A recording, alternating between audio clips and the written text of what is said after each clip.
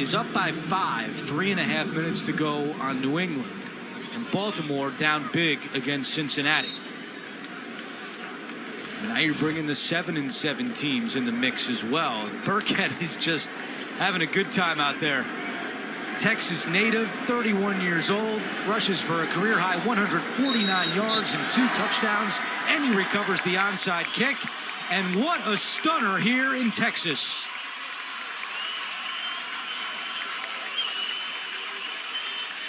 Chargers favored big to come away with a win in a game they had to have, and it's the Houston Texans who win back-to-back games for the first time this season.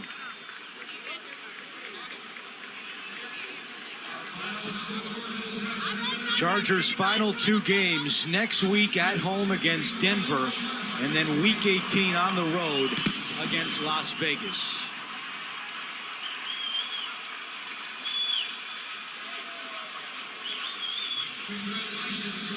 Justin Herbert finishes with 336 yards passing, 1 touchdown and 2 picks, but Davis Mills and Rex Burkhead get it done for the Texans. So for James Lofton, Sherry Burris, our entire crew, I'm Andrew Catalon saying so long. Let's go to the studio in New York for the NFL Today update. All right, guys, we're back, and the Chargers, they lose a tough one to the Texans. The Texans with the upset, and now they win 2 in a row for the first time this season. And also the Bills and the Patriots. We'll get you out to this game momentarily. Right now, the Bills are up 26-21 in this AFC East matchup. Very tough loss for the Los Angeles Chargers. They had the destiny in their own hands. Right now, they're going to have to be on the outside looking in. And I'm going to say this about Davis Mills. That kid has shown me something in the last 2 or 3 weeks that you can build off of. Yeah, he's played well. You know, listen, the Chargers defense let them down big time. They only pressured Davis Mills once, got 1 sack. Kansas City wins. They win the West. The Chargers, depending on what happens the rest of the way, guess what happens? The Chargers all the way down to the 11th spot. Definitely. Now let's send you to Foxborough, where the Bills are in New England facing the Patriots in an AFC East battle where the lead is on the line. What's at stake here in Foxborough? The division lead in the AFC. Hunt at 8-7 and 2 games left, and a lot can happen there. Up next, the NFL Today update. So for Trent Green and Melanie Collins and Gene Steratore, Kevin Harlan saying so long from Cincinnati. Happy holidays. Now let's send you live to our CBS studios in New York. All right, Cincinnati Bengals over the Ravens in a big win, sending a message to who some would call their big brother, Joe Burrow, 525, 4 TDs. Now let's send it to Foxborough, where the Buffalo Bills are up 33-21 over New England. Playing against the clock here. Mac Jones doing his best. Josh. For Robert Saleh, and the New York Jets are going to get their 4th win of the season.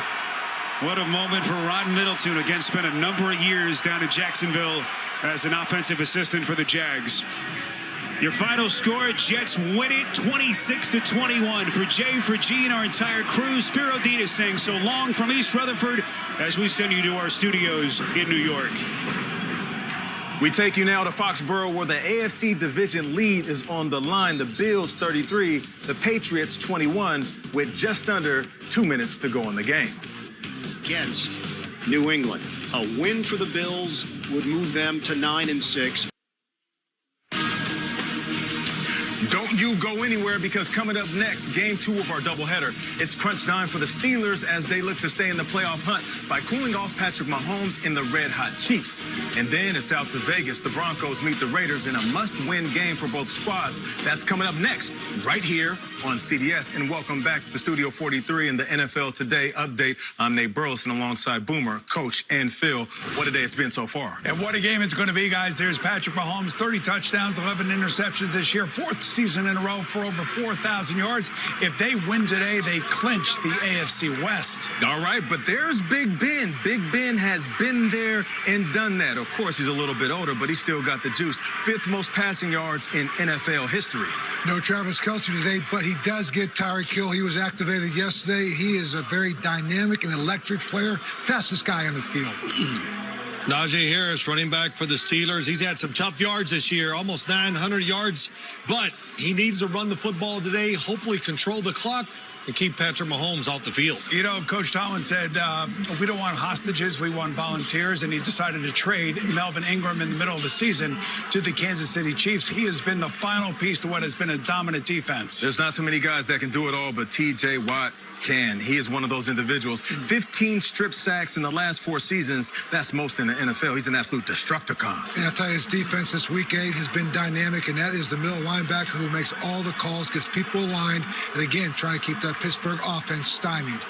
Cam Hayward, defensive tackle for the Pittsburgh Steelers, made the Pro Bowl once again. Inside presence, stop the run. Can you pressure Patrick Mahomes is the big question. And in our other doubleheader game, Broncos versus the Raiders, you'll see Drew Lock starting quarterback for the Broncos. Phil said it in the pregame show. This is a career-defining moment for this young man right here. And we know who the starting quarterback is for the Raiders, Derek Carr, who has dealt with more than any other quarterback this season, but his 4,162 yards passing is second in the NFL this year. And the Pittsburgh Steelers, as Ben Roethlisberger talked about, they still have a pulse. They need to get off to a faster start than they have in weeks past. Ooh. And right now, think about this game. Kansas City wins. They win the AFC West. They'll hold on to the #1 seed. If Pittsburgh wins, they're going to get the #7 seed in the playoffs. Yes, they do have a pulse. Kansas City, they don't have Travis Kelce. We'll see what Patrick Mahomes does without him.